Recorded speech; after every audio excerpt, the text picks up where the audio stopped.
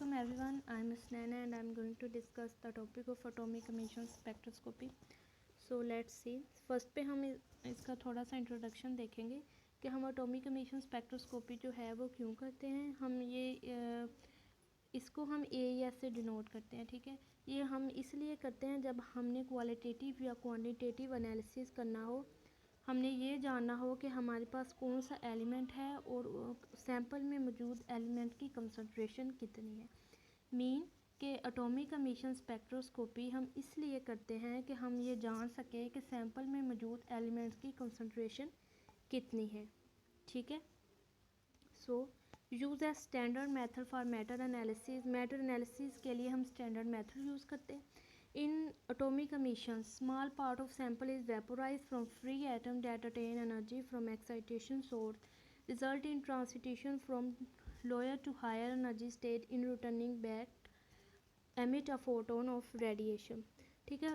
अब अगर हमारे पास कोई मैटर है, एटम है, एलिमेंट है, मॉलिक्यूल्स है गैस फॉर्म में, ठीक है। हमारा मैटर में से जो EMR निकलती हैं, ठीक है, और जब हम अपने मैटर को एक्साइट करते हैं, जब मैटर कहाँ से एक्साइट होता है, ठीक है, attain energy from excitation source, excitation source से वो एक्साइट होता है, तो जो हमारे मैटर के एटम हैं उनमें इलेक्ट्रॉन जो है वो ग्राउंड स्टेट से एक्साइट स्टेट में चले जाते हैं। जब वो ग्राउंड स्टेट से एक्साइट स्टेट में जाते हैं तो वो एनर्जी को अटेन करते हैं। देन जब वो एक्साइट स्टेट से बैक ग्राउंड स्टेट में आते हैं, ठीक है, तो जो वो एनर्जी होती है वो रिलीज़ करते हैं, ठीक है। एनर्जी जो है वो रिलीज़ करते हैं, वो एमिट करते हैं, इमिटेट करते हैं EMR को, ठीक है। फिर हमें पता चलता है कि हमारे सैंपल में कितनी मिकदार है एलिमेंट की, ठीक है। Returning back emit a photon of radiation, जब वो बैक इमिटेड बैक जब वो एक्साइटेड स्टेट से ग्राउंड स्टेट में आते हैं तो वो EMR को एमिट करते हैं। नेक्स्ट है it consist of discrete irregular space line. Irregular space line में कंसिस्ट करते हैं। Spectrum obtained from plasma, plasma से जो इसका स्पेक्ट्रा है वो ऑब्टेन्ड होता है। आर्क और spark excitation source are often highly complexes, ठीक है। Ancient in time of ancient atomic emission was only based on flame, arc और स्पार्क एक्साइटेशन सोर्स पे जो है वो बेस करता था। But in modern era, in nowadays जो है वो advancement is made by introduction of non combustion plasma sources. मतलब अब जो है ये मॉडर्न एरा में जो है वो नॉन कंबक्शन प्लाज्मा सोर्सेज से भी इसको हम कर सकते हैं। नेक्स्ट हम इसका प्रिंसिपल देखेंगे, principle of atomic emission spectroscopy, and इसके डायग्राम को हम डिटेल से देखेंगे। The electrons of an atom move from higher energy level to lower energy level, के जो इलेक्ट्रॉन्स हैं एटम के वो मूव करते हैं higher level to lower level. They emit extra amount of energy, वो इमिट करते हैं एनर्जी को एक्स्ट्रा अमाउंट में in the form of light, light की फॉर्म में, which is consist of photon, जो कि फोटोन में कंसिस्ट करती हैं। अब हम इस डायग्राम में देख रहे हैं कि जो इलेक्ट्रॉन्स हैं वो ग्राउंड स्टेट से एक्साइटेड स्टेट में मूव कर रहे हैं, ठीक है। तब जो है वो एनर्जी एब्जर्व होगी। नेक्स्ट हम देख रहे हैं जब वही इलेक्ट्रॉन बैकग्राउंड स्टेट में आएगा तो जो EMR है वो एमिट होगी, ठीक है। उधर एनर्जी एब्जर्व होगी, इधर जो एनर्जी है वो रिलीज़ होगी, एमिट होगी, ठीक है। जब ग्राउंड से एक्साइटेड स्टेट में जाती है तो एनर्जी जो है वो ऑब्जर्व होती है, जब वो एक्साइटेड स्टेट से बैकग्राउंड स्टेट में आती है तो एनर्जी जो है वो एमिट होती है, रिलीज़ होती है, EMR जो है वो एमिट होता है, ठीक है। नेक्स्ट हम इसके कुछ इंस्ट्रूमेंटेशन देखेंगे comprises on sources and sample, atomiser, monochromator, detector and readout device. Atomiser source and sample atomiser, ठीक है। ऑटोमाइज़र भी होता है, ठीक है। ऑटोमाइज़र भी हम इसको बोल सकते हैं, हम इसको और भी हम इसको बोल सकते हैं, ऑटोमाइज़र भी हम इसको कह सकते हैं, एंड न्यूबलाइज़र भी हम इसको कह सकते हैं। अब हम देखेंगे इसका थोड़ा सा डायग्राम, ठीक है। सबसे पहले हम सैंपल को थोड़ा सा जो है वो डिस्कस करेंगे कि एग्जांपल के साथ जो हमारा सैंपल होता है ना, जिसमें हम देखेंगे कि एलिमेंट कितने होते हैं, कौन से हैं, एलिमेंट की कंसंट्रेशन कितनी होती है, ठीक है। ये जो है वो क्वालिटेटिव एनालिसिस है, ये जानने के लिए हम जो है वो फ्लेम को यूज़ करते हैं। ठीक है, ये हमारा सैंपल है। ठीक है, ये फ्लेम है। ठीक है, ये जो है ये ऑटोमाइज़र है, जिसे मैंने कहा है कि हम न्यूबलाइज़र भी कह सकते हैं। ठीक है, इधर क्वेश्चन ये भी होता है कि हम जो है वो ये एटॉमिक एमिशन स्पेक्ट्रोस्कोपी जो है वो किस लिए करते हैं। हम इसको किसी कंसंट्रेशन, किसी एलिमेंट की कंसंट्रेशन को जानने के लिए करते हैं।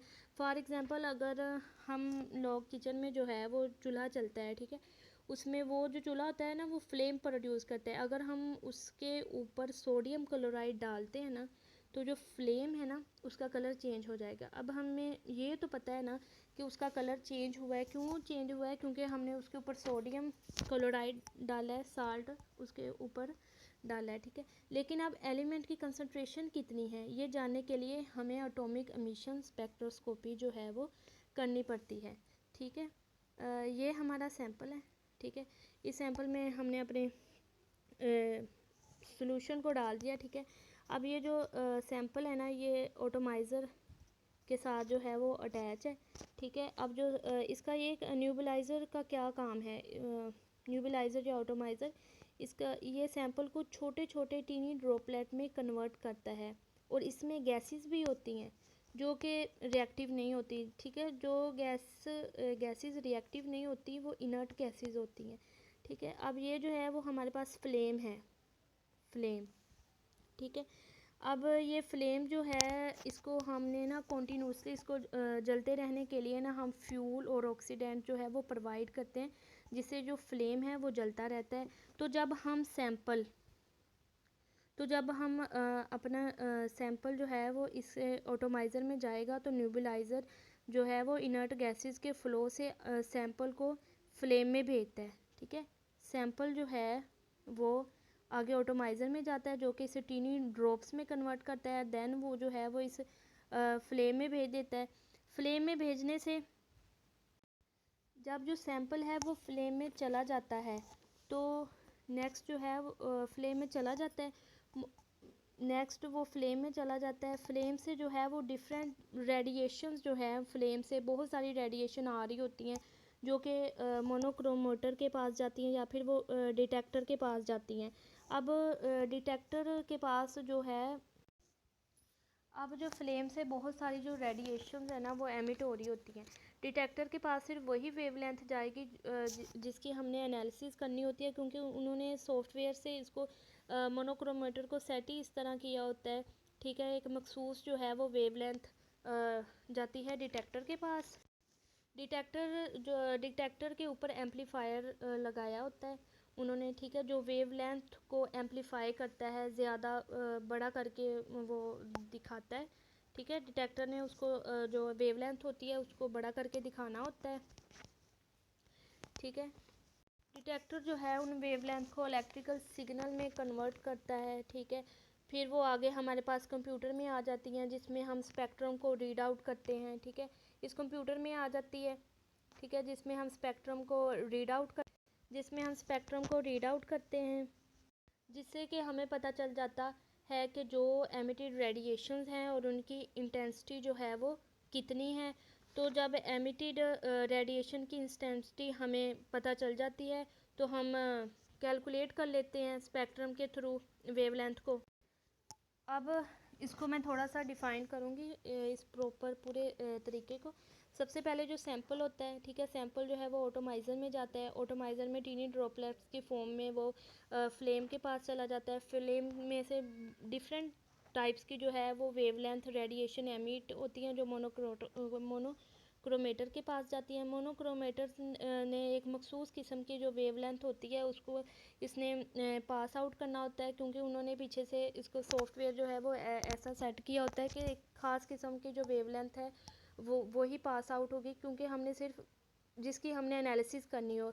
नेक्स्ट वो डिटेक्टर के पास जाता है। डिटेक्टर ने वो जो वेवलेंथ होती है उसने हमें कंप्यूटर में बड़ा करके दिखाना होता है। फिर उसने रिकॉर्डर के पास भेज देते हैं उस वेवलेंथ को, जहाँ से हम उसको रीड आउट कर लेते हैं। ये हमारे पास डिफरेंट स्पेक्ट्रम है। ये हमारे पास डिफरेंट स्पेक्ट्रा है। एमिशन लाइन स्पेक्ट्रा हाइड्रोजन के लिए, हीलियम के लिए, नियोन के लिए, सोडियम के लिए एंड मरकरी के लिए। ठीक है, अब हम कंपोनेंट्स देखेंगे लाइट सोर्सेज के कि कौन कौन से कंपोनेंट्स जो हैं वो लाइट सोर्स के होते हैं जिसमें एटॉमिक एमिशन स्पेक्ट्रोस्कोपी जो होती है। Inductively coupled plasma ICP, direct current plasma DCP, flame, arc and spark. ठीक है, अब ये इन चारों लाइट सोर्स में जो हम मोस्टली यूज़ करते हैं ना वो है इंडक्टिवली कपल्ड प्लाज्मा। इसको हम इसलिए यूज़ करते हैं क्योंकि ICP जो है वो ज़्यादा प्रेसिजन देता है, ठीक है, अच्छी एक्यूरेसी देता है, ज़्यादा एक्साइट करता है बानिस्बत इन दूसरों के। Thank you.